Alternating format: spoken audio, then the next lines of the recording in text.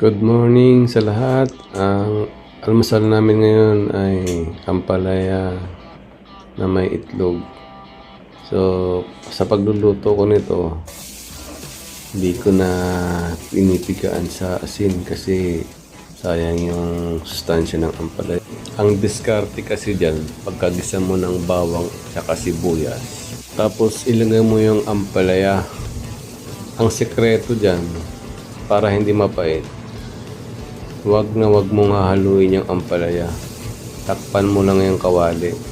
Tapos hintayin mong maluto yung ampalaya. Tapos yung itlog, pwede mo na rin lagyan ng paminta o kaya magic sarap. Depende po sa iyo yan.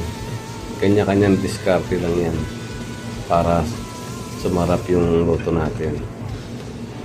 Sinishare ko lang yung diskarte ko para may idea rin yung iba.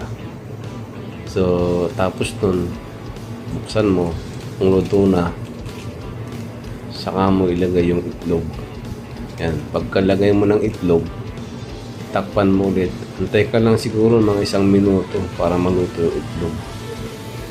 Pagka luto na itlog, yan yung time para haluin mo na siya. Inimix mo na siya para yung luto ay magiging pantay. Yan lang po yung diskarte ko para hindi mapait yung ampalaya. Madali lang yan. Tamang takip lang, sapat na. Parang pagmamahal lang yan eh.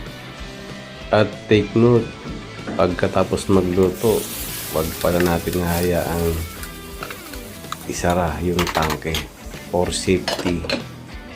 Para makaiwas tayo sa sunog. Mahirap na. Tara, kain tayo. Sabayan natin ng ginataang sili. Sarap yan. Pero bago tayo kumain, dasal muna tayo.